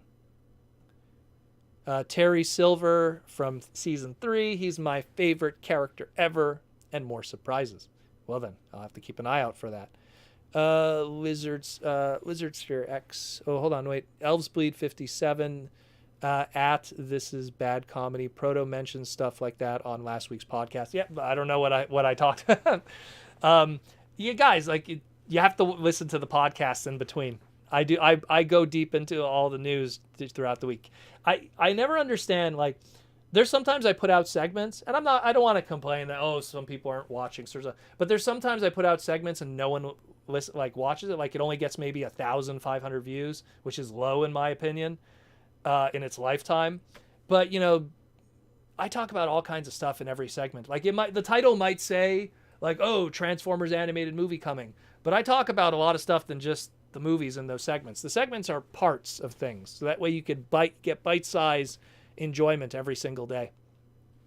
Watch all the stuff I do, and it's not just me trying to say watch all the stuff I do. It's more than you think. Lizard Sphere X. I'd love it if Beast Wars got a crossover figure with IP, Alien Planet, Star Wars creatures, Avatar, or the Monsterverse. Well, we already got our Monsterverse one with Dracula, but it technically came from a Headmaster mold. But it's something that I'm pretty sure that maybe they'll take a Kingdom mold that came from a Beast Wars character and turn it into a crossover figure. I mean, technically we got that with Jurassic Park, did we not? You know, we got Beast Wars Megatron into, you know, Rexy. So that's a start, no? I guess, right? It's a start. I guess. Alice Trapped. Ever see Devilman Crybaby? Everyone keeps telling me to see that. I saw the original Devilman. I'm a huge Go Nagai guy. I never saw Devilman Crybaby. It came out, and it was really popular when everyone was talking about it at a time when I was watching so much other stuff that I was just like, oh my God, yet another thing. I think at the time I was re-watching something at the time, and I didn't want to derail that. But yeah, again, it's on my list. There's just so much. There is so much for me to consume right now. It is crazy. There, like, streaming has made everything at our fingertips now to watch, where it used to be back in the day, if you missed a show, you got to catch it in reruns and find the right time, you know. And then, of course, when DVDs became a thing, you could buy whole box sets of stuff. But now it's like, you know, now we're in a whole other, you know, now everything's at our fingertips. You don't have Tubi, you don't have, you know, Disney Plus, you don't have Netflix, you don't have, what's the other ones I'm forgetting, HBO Max, you don't have, what's another one? You guys know. You know, I'm not a big streaming guy in general. I once in a while use my flat screen in my living room. I'm more of a guy that, honestly, I rather just be in bed with my iPad and just listen to podcasts. I'm a big podcast guy. I love podcasts. I love podcasts and wrestling shoot interviews, which pretty much are podcasts in my opinion, because you don't have to look at the screen. You can just listen to it. Here, I'll recommend something for you. Kevin Nash, Diesel, aka Super Shredder. from the NWO back in the day in WWF. There was recently, he did a chiropractor adjustment video where he talks about the business for 60 minutes while a guy straightens his neck and stuff. I know it sounds crazy. It's a fascinating video. Fascinating because it talks about surgeries and the body getting old, but also the business. It's out. What's the name? I keep forgetting what's the name of the video. I think it's called Hammer Therapy or something like that. Kevin Nash. It's a very new shoot video. Very interesting. That's my recommendation. Princeton Phalanx 59, who's now 6-month member, using his free super chat. Will there ever be another Universal Monsters Dracula movie, Transformer? If you're referring to movie, probably. They have to. Look, for people that aren't aware, those Hotel Transylvania movies, we have the new one that's coming out soon. The Hotel Transylvania one where the Adam Sandler's Dracula ends up turning into a human. I'm pretty sure you've all been seeing the trailers for that everywhere. That is Universal's way of keeping the trademarks for all of those monsters. Because they do that movie, and then they do a whole bunch of merchandise related to those monsters, and that's how they keep those trademarks. So there is more Universal Monsters Dracula stuff. It's Hotel Transylvania with Adam Sandler. Maybe they'll do something else in the future that'll be a more actual legitimate Dracula thing. I do not know. I mean, we got that cool Transformer one that I got from Mikey and Louie. I love that one. Thank you again. But we shall see. Michael Koo says, I hope there's a U.S. release for the Getter Robo arc. Well, Getter Robo is absolutely amazing. Absolutely amazing. Probably, I'd have to say top five Super Robot series is for me, for sure. Dimos, unfortunately, gets high marks with me because it's nostalgia. And if you're from the Philippines, JR Mina knows what I'm talking about with Dimos. Great Mazinger gets high marks with me along with Mazinger Z. But Getter Robo's definitely up there. And of course, if you're Quebecois, how could you not say, UFO Grandizer, aka Goldarak? I'm hoping. Oh no, wait, I missed that one. Let's see. Princeton says Transformers. I guess I missed a part. Princeton means Transformers. Well, again, I think that they'll definitely do maybe a Frankenstein. They'll do a Frankenstein one or a Mummy. It'd be cool if they do a Mummy one. That'd be really cool. Because they did the Mummy Transformer third party with the sarcophagus at TFCon with Sphinx, the Mirage third party. That'd be cool to get a Mummy Transformer. JR Mino with the super chat for 125 Filipino pesos. All these food talks making me hungry. So Proto, what's for dinner? I'm having a 4-cheese panini and smoked salmon with cream cheese panini for breakfast. Oh, it's true. It's the breakfast over there for you guys. I'm going to probably just have something light tonight, but tomorrow I'm probably going to have... What am I going to make? Oh, probably tacos. I'm probably going to be making tacos because I bought a ton of what do you call it? My God, my brain's blacking out right now. I bought a ton of meat. I don't know why I can't think of it right now. And I want to make tacos with that. But like the soft shell tacos. Although hard shell's good too. I'm going to do that with cheese. Downright superb Proto. I'm so sorry to break this to you. Nobody will take a virus seriously unless it was flesh eating. Look, I know. I'll finish your thing. I wish humans were dumb apes. We would all watch the world end like the new Don't Look Up movie. Look, I get it. Totally.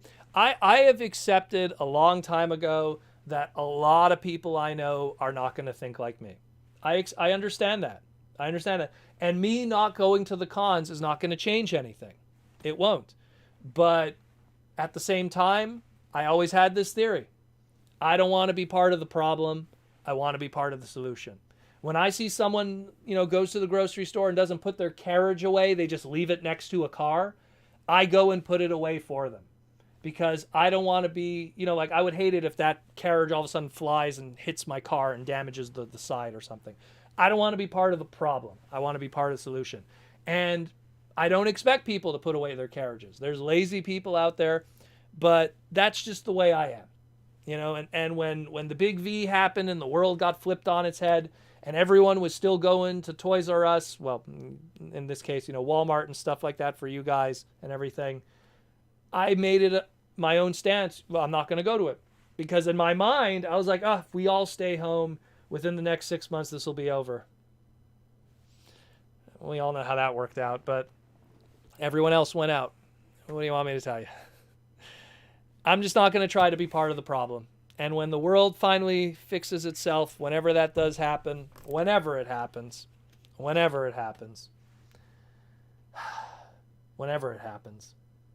I'll be there. My hope, because I joke about it, when 2020 started, I remember on January 1st, 2020, I made a joke that Devil Z has arisen and is now going to infect, the Master Force Wars has begun. Because in 2020 in Transformers mythology, that's when Devil Z awoken and then the Master Force War began. And I joked about that. And then, of course, we all know how well that aged when we got our own Devil Z virus. But I'm hoping that everything is fine before 2025, which is Transformers Victory. So I feel that 2025 will be our victory as a group of people for the world. And hopefully the world will be fine by then. We can't go into a Star Saber era with the virus still existing. We can't. JR Mina, have you ever heard of the Voltage V live action adaptation that is being done by one of our local news networks? No, I did not know about that. No, I did not. Voltage V was also huge in the Philippines. It was the Romance Trilogy, as it was called for the Super Robot fans. Voltage V and Dimos were pretty huge over there. And then it was your president, unfortunately, that tried to get rid of those shows because they were deemed to be too violent. I have huge conversations with my Filipino mechanics, my coworkers that grew up on Dimos, and they know exactly what I'm talking about because those same shows were on a channel here in Quebec that used to play a lot of Filipino dubbed, which was English, but it was Filipino dubbed anime. And those were some examples of it. And I love Dimos as a result of it. Springus Prime, Proto, who do you want to see as a Commander class figure? I want a good Thunder Clash. Next Commander class figure. It would have to be someone big. I mean, the logical answer for me would have to be something like Tidal Wave. That would be pretty cool. If it was me, 2022 anniversary of Transformers Armada, Tidal Wave. Look, we're getting Menasor, I know, but I would have done Tidal Wave. I think that's the smart direction. And every single, well, except for Jetfire, but the past two Commander classes we got also kind of had playset elements to them, little ramps and everything like that. Tidal Wave, you could make a playset element with him easily. He technically had a playset element back in the day with the little seats and everything. So Tidal Wave would have been perfect. Perfect. So I'll go with Tidal Wave. That's my boy. Where we at? Stinkfist69 coming in late again. What's up, Proto? And what's up, everyone? What's up, Stinkfist69? You got 20 minutes left. 20 minutes left for the super chats, brother. Stinkfist69. Stringer says, hey, Stinkfist69 in the house. JR Mina. Here's a preview clip already. Toei has good comments so far. I think if you post clips, unfortunately, it won't work in the stream. If you post links, they won't work in the stream. Maybe they will, I don't know. But I don't think they'll work. Just the dad who loves toys more than his kids. Wants to know, what's up, Proto Man? Really enjoy your stuff, boss. Well, thank you. Thank you very much, just a dad. I try my best. I try my best to give you guys good content. I've always said this. Like, the motto of this podcast and the stream and everything, my motto is, I hope you learned something. That's always been my motto. That's always how it's been. When I talked with Aaron Archer and I said, like, what do I always try to accomplish when I do podcasts? It's always, I hope people learn something, because knowledge is a powerful thing. I have a lot of knowledge and it's done me very well in life, and I want to spread that knowledge so that it could help people understand a lot of things. Because sometimes I read the message boards, man, and I cringe, there's been times where I'll read the message boards and I'll be like, I'll start replying and then I'll be like, no, forget it. You're just going to make them start up. And I just delete it. There's been so many times where it's just like, they're going to have to learn on their own in this case. But when I do the podcast, I hope you guys learn stuff, I like to believe that I taught people a lot about how decisions are made for characters and trademarks and molds and, all that stuff. Like, that's like the real nitty gritty in a lot of ways. The way the sausage is made, as I like to say, inside baseball. Downright superb Proto. I'm sitting here looking at all my amazing Kingdom Beast figures. Am I selfish for wanting more? No, because we didn't get all the Beast characters. If you're angry that you didn't get, Fusor Silverbolt, or you didn't get your Inferno yet, or no, we still have plenty more to go. And Beast Wars is the best Transformer series ever made, so it needs more. Michael Koo with the super chat. Is Beast Wars Ravage at leader scale or a commander class? Beast Wars Rampage, leader class or commander class scale? I would say, honestly, leader class. I understand that both, Rampage and Depth Charge are pretty large characters, but I would put them at leader class. I would put them at leader class. The only problem is, like, Rampage and both Depth Charge, and I bring in Depth Charge because they both came out around the same time and were both ultra class figures. Rampage has those legs, and Depth Charge has that fin in the back, and that won't fit in a box properly, so they would have to put it at a larger price point. But I would say leader class. Commander, I think, would be a little too big. I mean, I don't know. It would be too much. I think it would be a little too big. And, I mean, maybe if they put some bells and whistles with it. But I think people would want to pay leader, and it would make a lot more sense. Definitely be a lot better than the club exclusive. That was a deluxe. No offense to it. I still like that figure. But little tiny Rampage. Tiny Rampage. Stinkfist 69, sorry, went out to eat earlier, took 2.5 hours to get a table, then took another hour and a half to get food to the table. Places are super packed and short-staffed. Well, the world's losing its mind, so I can't blame them. If you were someone that didn't want to work during all of this, I would totally understand it. I was literally saying to myself, if I still worked at Burger King during this, because, now I have a great job that I don't have to worry about, the pandemic affecting it. But if I still worked at Burger King, I think I would have quit. I think I would have quit because it would have been a nightmare. It would have been a nightmare having to deal with that. Tom Laney, so far not really hyped about the Legacy line. Maybe characters here and there, but hoping the future looks better. Hope this is not a Transformers downfall. Bulkhead looks bad. It's never a Transformer downfall. Is hard to predict. I mean, everyone thought something like Beast Machines was going to be this super hype thing, and in the end, it was really bad sales for Hasbro. So it's something that I'm pretty sure the G1 fans are going to pick up stuff. The Beast Wars fans are going to pick up stuff.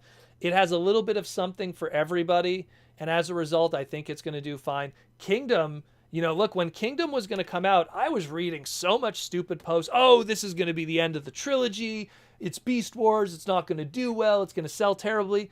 And Kingdom sold like hotcakes, man. You couldn't even keep that stuff on the shelves. So I'm not going to predict if it does bad or not. I'm going to let the capitalistic open market decide for me if it does well or not, and then we're gonna break it down and figure it out from there. But I think it's gonna do well. I think it will. I think it has a lot to offer, and those fans have a lot to take from what there is a lot to offer. As Stinkfist69 said, it is what it is. Downright Superb Proto. Anybody who has Game Pass, that Transformers Battleground game is on there to check out. Oh, okay, cool. I own it. I bought it for the Switch, so I own the physical copy of it. It's okay. I mean, it's not a terrible game. If you're someone who likes Fire Emblem or those kind of like strategy RPGs and stuff like that, it's a fun game. It's not like oh my god, the best Transformer game ever made, but it's Fire Emblem mixed with Transformers Cyberverse characters. So it's fun. I liked it. I think there was 2 DLCs on that. They never did any more DLC, which kind of sucks. I would have liked if there was more ongoing additions and characters. But like I said, it is what it is. It is what it is. But with Chris Cox and Hasbro, you never know. Chris Cox, now the CEO, coming from that Halo background, 15 years at Microsoft, 5 years developing Magic the Gathering Arena for WotC. Chris Cox, I'm telling you, we're going to see some Transformer stuff in the future that's going to be video game related because of him. If there's a CEO that's going to push it in that direction, it's him. Michael Koo with the super chat for $5. Has Hasbro ever talked about how much progress they made with Kingdom Polar Claw before they decided to cancel him? That would have to be a Mark or Evan question. Same thing with Gears, because I think Gears was part of that, and that saber-toothed tiger fossilizer and the crocodile fossilizer. You'd have to ask them. That's a question for them. If that was something that was just the art for that one piece of art that they put out there for promoting, or was it something that actually had a developmental cycle and then just kind of got dropped in the end? That we do not know. Again, that's a Mark or Evan question. Princeton Phalanx 59. Do you think we will get more Pretenders in Legacy? I think so. Like, well, let's think about it, right? Look, Power of the Primes gave us. I always like to bring them up. Power of the Primes gave us all of those trademarks. Now, Bludgeon, you could do stuff that's not Pretender Bludgeony. You could do that with Metal Hawk. You could do that with Landmine. But, Skullgrin, some of those others, something's going to have to come around again. Octo Punch, something's going to have to come around again. So, I'm pretty sure we will get something. I am pretty sure. And I love my Pretenders. They are the best. They are the best without the rest. But the way that I see it, though, is it's really, like I always say, it's going to be a trademark thing. Look at when the last one of those are done. Add 4 years to that, sometimes less, depending on where that trademark was issued. And then refresh, and then take it from there. And then it'll be within those 4 years, unless they don't care about using Metal Hawk anymore. Wizards for X, I've been seeing rumors of Animorphs making a comeback. Yep, that was last week. I think Hasbro Takara will open old wounds. I would welcome it. I talked about it on Twitter, and then one of the actors from the old Animorphs cartoon retweeted it, and it went a little viral. I talked about it last week. Mr. Iceman himself from the X-Men cartoons, Sean Ashmore. But yeah, I think it is going to happen. Animorphs is due for a revival. Everything is old is new again, and the 90s are back, Jack.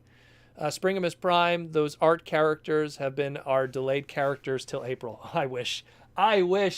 Give me Polar Claw. And then do a Barbarian repaint as a Hasbro Pulse Generation Selects exclusive. Give it to me, baby. Stinkfist69 for information. GameStop has Jurassic Park Transformers crossover for $15 off original. Okay, $15 off original price. I thought $15. At $15, I'd be like, hey, someone buy me one. I'll pay you. Oh my God, that would have been amazing. $15. Good Lord. No, $15. Oh, let everyone know. $15 off. Get yourself Rexy and the JP93. Where are we at here? Proto, I've seen a large variety of people say that they got Kingdom Pterosaur. Is it released officially? My pre-order says March. What's the deal? I don't know. My buddy pre-ordered it for me because the first two, like the first two Golden Disc guys, I got them pre-ordered directly to me, and then the last two, the Tigatron and the Pterosaur, my buddy Jason pre-ordered them for me. So he hasn't gotten them yet, and he's in the States. So I don't know. Canadians didn't get it. Americans didn't get it. Maybe some of them slipped out of the Amazon factory and got shipped early. It wouldn't surprise me. The way turnover has to be there, it wouldn't surprise me. Tom Laney for licensing. Does it need to be a physical product, or can it be a different media? You mentioned Octopunch. They added him to Earth Wars. So when it comes to licensing, right? It has to be something that, when I say physical, it has to be something that's physical that has the name of the product on it, right? So you can't have like, it's Megatron and his sword is called Octopunch. It would have to be like the Megatron is the product. That was the best example of that is Bumblebee, right? So even though the black female DC character Bumblebee predates Transformers Bumblebee by like, God, almost like a decade, even more than that, 1974, 1975, a near decade. She was in a comic book, but that comic book was trademarked New Titans, and that was it. There was no other trademarks on it, just New Titans. A comic book, there's only one trademark, and that trademark is the comic book. That's why when you see a character get a standalone series, especially in the 70s, Marvel was notorious for this. In order to protect some of their characters, they would give them standalone series so that they can make a trademark. It's like, oh, hey, here's Wolverine. Give him a standalone Marvel Presents book. Not an ongoing series, just a Marvel Presents. Wolverine and Black Cat, or let's give She-Hulk, because we got to get that trademark, or Wonder Man. Wonder Man exists as a character in the Marvel Comics because they wanted to trademark that so DC wouldn't get Wonder Man in the face of Wonder Woman. It's silly, but that's how it is. It has to be something physical, or if it's not something physical, it has to be something that it's the marquee. So a DVD, a comic book, a VHS, a video game, it has to be the marquee of it. Look, how does Nintendo or Pokemon keep all those trademarks? Most of them, they don't. Most of them, they just focus on the really popular ones, make sure that Pikachu has a toy out every so often, or a Charmander or a Gengar, but they're not making sure that, Slowpoke is a kept trademark, or Slowbro. So it gets a little hairy with some other areas, but that's usually how it's done. That's usually how it's done. We got 8 minutes left, guys. Jeez. Time is running out. 8 minutes left in the stream. I think I saw Goober came in here. Where's Goober? Goober says, I want my Transmetal Kissplay Shattered Glass Thundercats crossover repaint. So that would be furry stuff. If it's Kissplay with Thundercats, woo, getting into some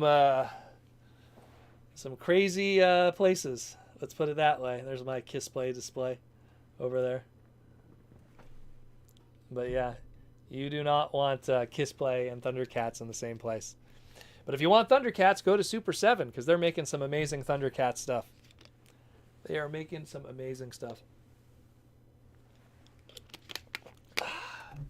But yeah, I just hope, you know what, again, going back to what we were talking about before, like, I just hope the cons, I hope that we could have good con season when everything is good, because I just don't want to go to cons right now. I really don't. I want to be part of the solution, not the problem. And when we get things back to normal, everything will be good. I mean, again, I don't want to judge. But it's like, if you go to the cons and then you complain how COVID is messing everything up, I don't know. It's just me.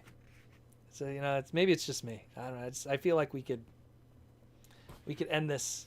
We could end this if we all just, worked together. And then I could start playing Magic the Gathering in person again instead of playing Magic Arena.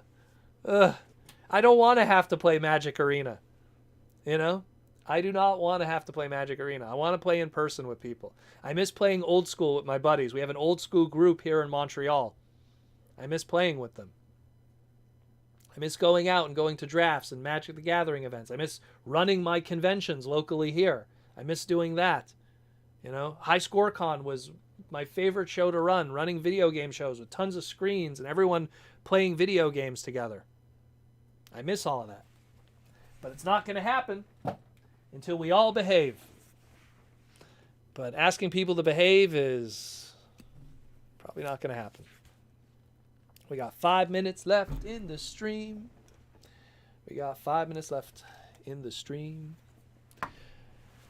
Stinkfist69, I just ordered Shatterglass Jetfire from Hasbro Pulse. Almost missed out. It's almost sold out again. I'm surprised how well that sold as a commander class. That's going to give them a lot of confidence, man. They're going to do a lot more commander class repaints in the future. The question is, what are they going to do with Skylinks? Because Rodimus is an easy one. There's plenty of repaints. You could do gold, you could do black, you could do all kinds of stuff. You could do, even if you want a deep cut, Cybertronian Primus colors. Give it the blues and the light blues. But when it comes to Skylinks, it's like, you do his shattered glass colors. What do you do with that? That's a weird one. That's a weird one. There's not much you could do with it. I think they probably regret making Skylinks also as the commander class. I mean, I'll be honest with you. I thought the Voyager was pretty good, from Combiner Wars. I thought that one was pretty fantastic. But I mean, look, the commander class is pretty hyped too. It was voted one of the best toys that year. So, but Joseph Ritter, how you doing, Joseph? I think we will get more Shattered Glass. I think it's a given. Even if Shattered Glass didn't do well, they're going to do more Shattered Glass just because Shattered Glass is repaints. And repaints are easy peasy. The thing with Shattered Glass is most of their repaints aren't even retools or remolds. They're just expected repaints. Now, granted, some of the Shattered Glass stuff we got through Hasbro Pulse has been repaints and retools, but that best-selling Commander class Jetfire isn't a repaint retool. It's just a repaint. We'll definitely get more. I'm pretty sure we're going to get Shattered Glass Hot Rod. I'm pretty sure we're going to get Shattered Glass, let's see. We're going to get Shattered Glass Jazz. We're going to get Shattered Glass Side Swipe. We're going to get Shattered Glass everybody. It's going to do well. I'm sure we'll see more. Michael Koo wants to know, Proto, did you progress with Metroid Dread? I beat it. It was a very good game. I love it. My favorite Metroid game? That's a tough one. I'm going to have to go with Zero Mission. Yeah, Zero Mission is really good. I really like Zero Mission. And Super Metroid is just such a classic. Maybe one of the Metroid Prime titles too. And by the way, I don't hate Other M. I'm one of the few people that actually understand what Other M was trying to do in terms of storytelling and being the next evolution of storytelling for the Metroid franchise. I don't think it's an amazing game, Metroid Other M, but I also don't hate it as much as other people do. Orlando Chavez, is there any place you could recommend to look for action figures that aren't part of shows or established lines? Any independent action figure companies out there? Are you talking about, like, if you're looking to buy, like, secondary market? Orlando, what do you mean by that exactly? Are you talking about, like, hey, I want to buy figures from, Crystar? He's always on my desk. I love Crystar. Are you talking about that, or are you talking about, in general? Elaborate, my friend, before we're done. We have 1 minute left, but I'll take your answer before we go. You got stuck in Other M but didn't finish it. Oh my goodness. Really? I don't know. I didn't think that was that hard, that one. I didn't think it was that hard, the Other M. I understood what they were trying to do, and a lot of people were hating on it from a character standpoint, but it made sense. It's kind of like people who hate Mega Man 8. Like, oh, I hate Mega Man 8. I'm like, I love Mega Man 8. To me, that was like the next evolutionary level for mainline. You know? It was good stuff. Good stuff. So, while I wait for Orlando to follow up his question, because he'll be the last one of the day, I'll just say my closing statements. So, again, thank you, everyone, for coming. No, we have other ones here. Hold on. I always saw Mythic Legion figures as generic action figures. Okay. I don't know what that means. Thank you, everyone, for coming. Once again, the podcast wouldn't survive without you guys watching. Wouldn't survive without you guys super chatting and supporting and being part of the Patreon and everything like that, or being a YouTube member. This podcast stays daily because of you guys, and it's tough to schedule it, but I always somehow figure out a way to do it, so I'm really grateful for all you guys, for all you do. I'm grateful for our sponsors, again, Hasbro and Symbiote Studios, for all the crazy stuff that they do for us. Again, symbiotestudios.com. Be sure to pick up some of their stuff. I understand a lot of stuff is sold out, but be sure to check them out and try to get more stuff. Again, this stuff lies. It's real good. That's why it disappears, And of course, Hasbro. Again, be sure to check out Hasbro's Transformer channel. Watch some episodes of Transformer Cyberverse. Support them too. Check it all out. Thanks again all for coming. Thanks again all. Orlando, you still don't have the answer yet. I guess maybe we'll cover it next week then. Thank you all for coming. Thanks for all the love and support you guys give every single week for the Transformer podcast that we do. We are #1 in the world, my friends, and we are #1 in the world for a reason, and it's because of you guys. Oh, Orlando just popped in. I meant companies doing their own thing, not based on movies, comics, just their own action figures. What's that one there? Valveverse? That makes their own like G.I. Joe stuff. Check them out. They make their own stuff. And also, what's the guys who used to work with Bakan? Why am I forgetting their names? Oh my god. I'm hungry and tired. But yeah, like there's a few companies. You know what I would suggest, honestly? Again, not sponsored by them. TFW 2005, they have a sister site called Toy Archive or Toy whatever something. They have a random action figure sub sites. You go to TFW 2005 in the top right. They have one that's just for action figures. They always post all the news on all the latest stuff for that. That's a good example. Toy Joy Mechs, that's another good one too. I forgot about that one. Also 52 Toys. That's another like good one for kind of like robotic-y kind of stuff. But again, thank you guys for coming. Thanks for coming to the podcast and all the craziness that we do here. And again, thanks to my sponsors. Thanks to everyone who super chatted today. And thanks everyone. We tried our best to give you the best podcast that you could possibly consume in relation to the Transformer brand. And I hope you guys enjoy it. I hope you guys are going to keep watching, keep enjoying, and keep having fun. And as always, like I say, roll out.